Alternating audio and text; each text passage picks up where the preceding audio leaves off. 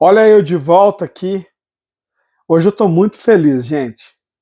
É a segunda vez que eu escrevo como colunista oficialmente do portal F5 Notícias.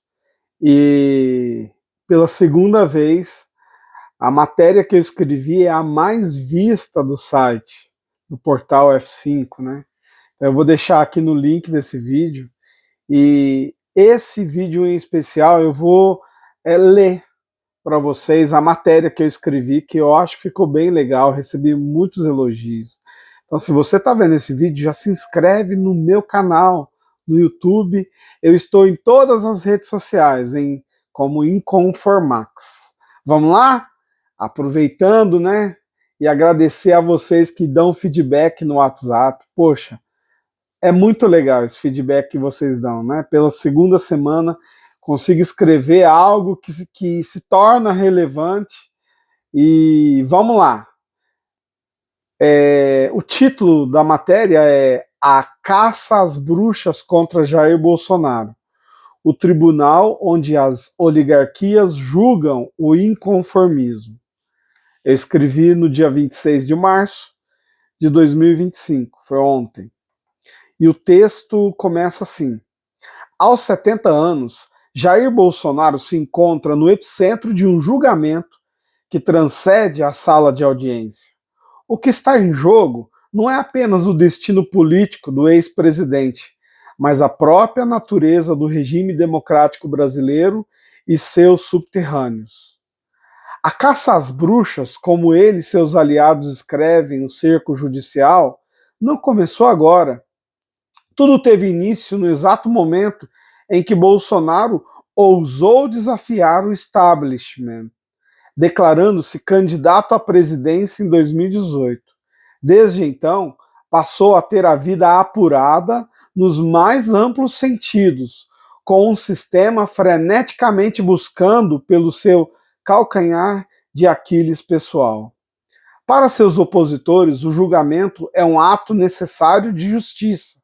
Para os seus apoiadores, uma tentativa descarada de apagar o movimento político que sacudiu a estrutura do poder. O presidente de El Salvador, Nayib Bukele, sintetizou a tensão latente deste momento ao afirmar que todo Estado tem a obrigação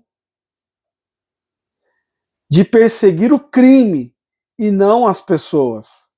Mas seria Bolsonaro o verdadeiro alvo ou pretexto para um expurgo ideológico sem precedentes na história do Brasil? O início da caça, desafiando o sistema.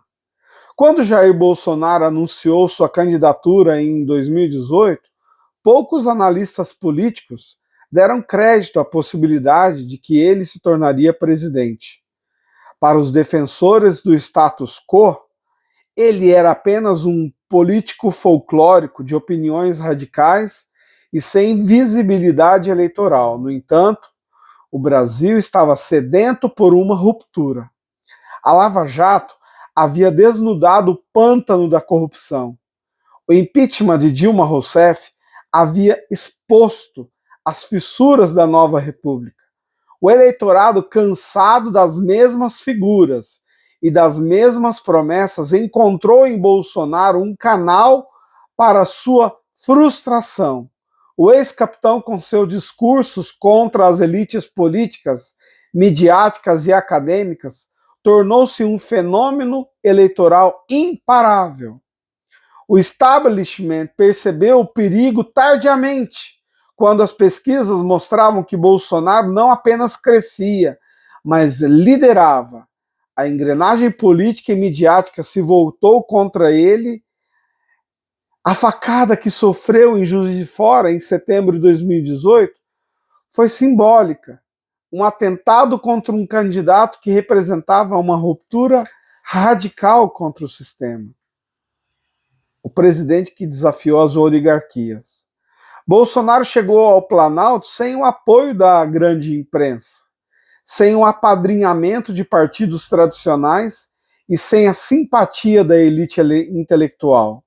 Seus 4 anos de governo foram marcados por uma guerra constante contra o Congresso, o Supremo Tribunal Federal, STF, e os grandes grupos de comunicação.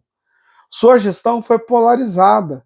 De um lado, uma base fiel que o via como o único líder capaz de enfrentar os podres poderes. Do outro, uma oposição disposta a tudo para removê-lo do cargo. Cada pronunciamento presidencial era destrinchado, cada medida era contestada na justiça, cada declaração era motivo de escândalo. Os tribunais se tornaram palco de uma batalha sem precedentes. O inquérito das fake news, o caso das milícias digitais, os processos sobre abuso de poder econômico, a polêmica gestão da pandemia, tudo era transformado em munição para enfraquecer a sua liderança. O desgaste foi inevitável, mas não o suficiente para aniquilá-lo politicamente. Bolsonaro deixou o cargo em 2022, mas não saiu de cena. Pelo contrário, permaneceu como uma figura central da direita brasileira, e foi justamente essa resiliência que fez com que os processos contra ele se intensificassem. O Tribunal da História, justificativa ou perseguição? Hoje, Bolsonaro se encontra no banco dos réus, acusado de diversos crimes, desde ataques à democracia até corrupção. Ele encara um cerco jurídico que muitos dos seus aliados consideram uma tentativa de bani-lo da política. O ex-presidente se tornou um símbolo. Seu julgamento é um teste para um sistema democrático brasileiro. O Estado persegue um homem ou busca punir atos criminosos? Se as ações de Bolsonaro merecem condenação, por que tantos outros políticos com história muito mais comprometidos seguem livres e influentes? A resposta para essa pergunta determinará o futuro da direita no Brasil. Se Bolsonaro for condenado, abrir-se-á um precedente perigoso. Cada presidente que ousar desafiar o establishment poderá ser colocado no banco dos réus, independente da força dos argumentos legais. Se for absorvido, sua imagem de perseguido se fortalecerá, alimentando ainda mais sua base e possivelmente pavimentando seu retorno. O tribunal onde Bolsonaro se encontra não é apenas um espaço físico, é um campo de batalha ideológico, onde as oligarquias se reúnem para julgar não apenas o homem, mas a própria ideia de inconformismo político. Seja qual for o desfecho, uma coisa é certa: a história ainda escreverá muitos capítulos sobre esse julgamento. A caça às bruxas não começou hoje. Nela temos traidores, psicopatas, puxa-saco e todo tipo de pessoas interessadas em ocupar o lugar do homem mais perseguido da política de todos os tempos e o mais amado pelo povo, capaz de mobilizar milhares de pessoas por algo em comum. Ontem, eu falei sobre uma entrevista que eu participei. E aí, continuando agora, eu vou falar sobre essa entrevista que eu participei, onde eu fui questionado se eu era de extrema direita. E essa foi a minha resposta que eu escrevi no artigo. Hoje, em uma entrevista, fui questionado se eu era bolsonarista, de extrema direita. E minha resposta a esse questionamento foi assim: se defender a liberdade de todos é ser de extrema direita, eu sou. Se defender a família, com o pai e a mãe responsáveis por sua prole, antes do Estado, eu sou sim. Se defender a família, eu sou sim. Desculpa, eu errei aqui. Se defender propriedade privada, seja na área urbana ou rural, é ser de extrema direita, eu sou sim. Se defender a vida desde a concepção é ser de extrema direita, eu me qualifico, assim como Jair Bolsonaro, para essa pecha com muito orgulho. Hoje, sou apenas mais um dentre tantos que, ao ver tudo isso acontecer inconformado, registra esses fatos para que todos se lembrem que um dia houve uma apostasia da liberdade e, diante desta ignomínia tão obscura, houve homens e mulheres que permaneceram firmes às suas convicções. Me sigam em todas as redes sociais.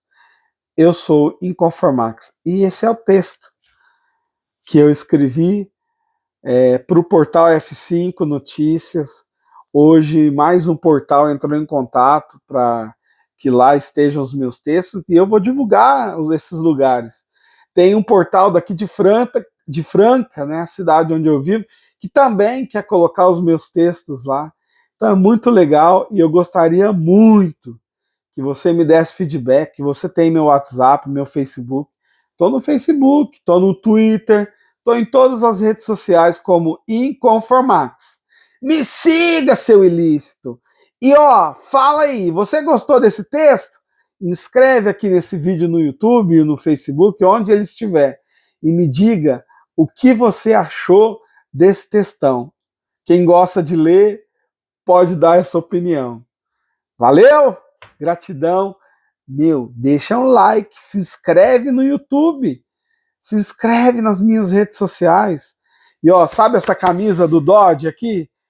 Vou deixar aqui o link para vocês comprar ela.